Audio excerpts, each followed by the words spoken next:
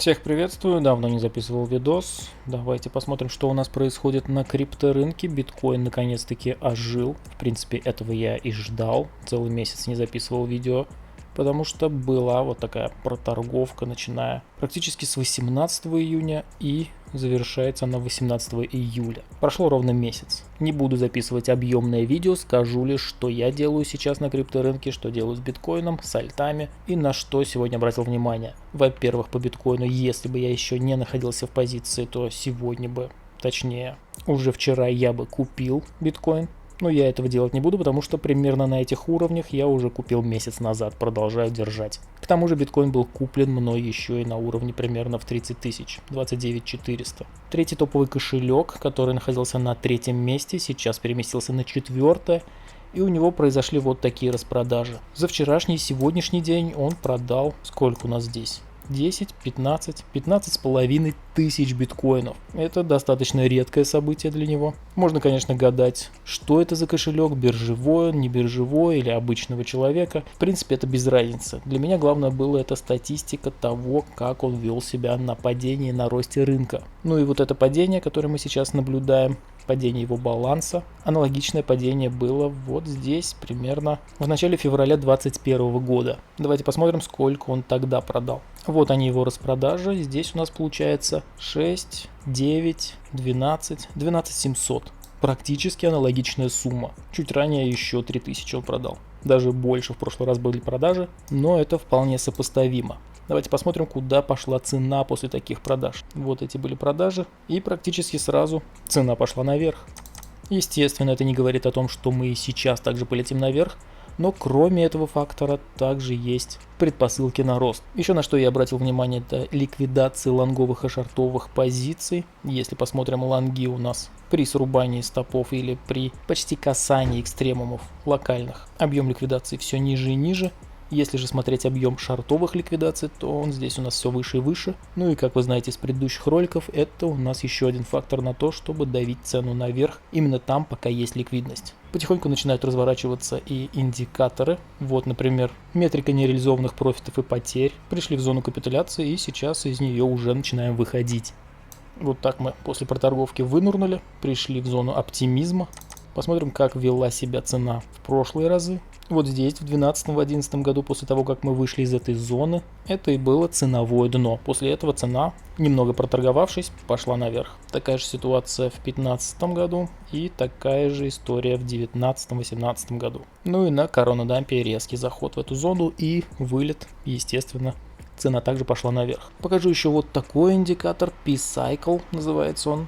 На TradingView он бесплатно, можете его найти. И он у нас здесь отрисовал дно. P-Cycle Low. Он у нас показывает ценовое дно и ценовые пики. Давайте посмотрим на недельках, где у нас были эти отметины. Ну вот на графике Binance четко показано дно в 2018-2019 году, пик в апреле 2021 года. И сейчас он показывает нам, что у нас образовалось дно. Индикатор Hash Ribbons демонстрирует нам тот факт, что майнеры себя чувствуют не очень хорошо. Пока еще, да, не показал сигнал на разворот, но капитуляция у нас уже зафиксирована достаточно давно, и нужно дожидаться вот такого сигнала.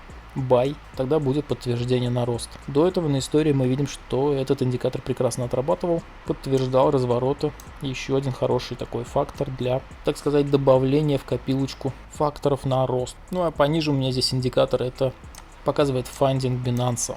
Здесь пока позитива нет, пока все в красном цвете. Поэтому нельзя сказать, что у нас сейчас все хорошо и мы полетим в ту зиму. Что-то начинает уже демонстрировать позитив, что-то по-прежнему в негативе. Так, ну и глянем еще и график биткоина. Давайте масштаб отодвину. Здесь по-прежнему структура не сломана. Глобальная четверка в завершающей стадии.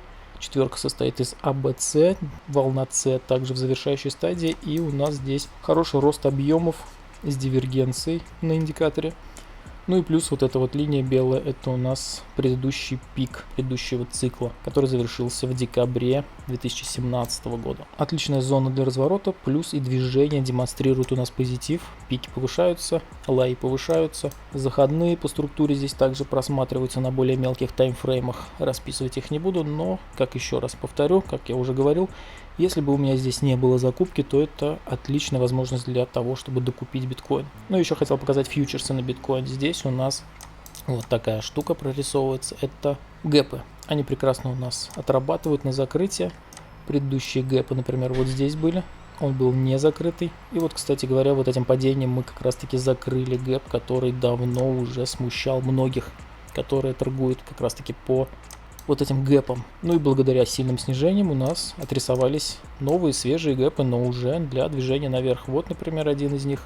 Такой вот разрыв в цене. Это нам дает понять, что для его закрытия цена будет подниматься на уровень 27 420. Вот здесь гэп остался незакрытым, поэтому цена также будет подниматься хотя бы до 34 450. Что у нас здесь еще есть? И все остальное в принципе уже закрыто. Вот эти два таких ценовых уровня, куда, можно сказать, 99% цена придет. Естественно, это не гарантия того, что мы сюда придем тут же. Вот, например, вот этот гэп, когда у нас был в декабре 2020 года, а закрыли мы его через 2 года, то есть в июне 22. Вот столько нам пришлось подождать для того, чтобы этот гэп закрыть. Что еще сегодня хотел показать, пока уж руки дошли до записи видео, это у нас доминация биткоина. Ее я также показывал, отмечал зону, ударились об нее и сейчас летим вниз.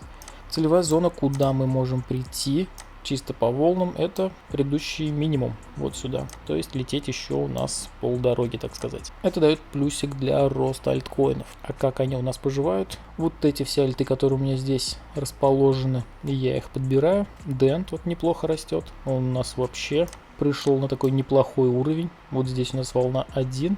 Но мы сюда не дошли. Четверочка вот здесь вполне возможно может закончиться. Рост объемов на развороте. Кто интересуется альтами, здесь вот Dent может показать хороший отскок. Ну и многие альты также показывают неплохое движение. Например, я выкладывал уже давно еще, по-моему, как раз таки месяц назад или полмесяца назад, не помню, в своем телеграм-канале несколько альтов, в частности, что там было. ИЦП, по-моему, был интернет-компьютер. Вот такая штука здесь отрисовывалась.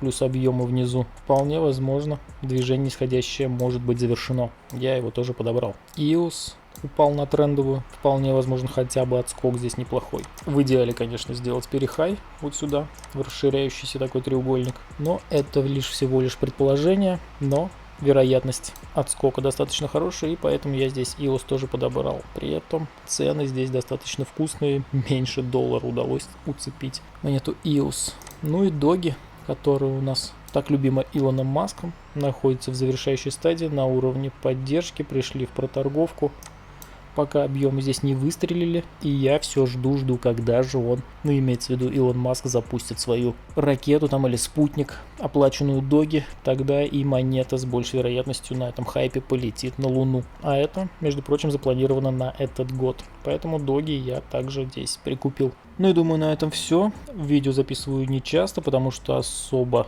и причин нет это делать часто. Биткоин ходит в боковике, ничего интересного здесь не происходило. YouTube вообще наплевал на пользователей из России. Плюс отпуск, лето, да и настроение из-за этой войны так себе. В общем, сложилось множество факторов, которые были не за то, чтобы записывать видосы. Но сегодня хотя бы ожил биток. Поэтому вот, держите видос, кому он нужен был, на канале. Всем удачной торговли, счастливо.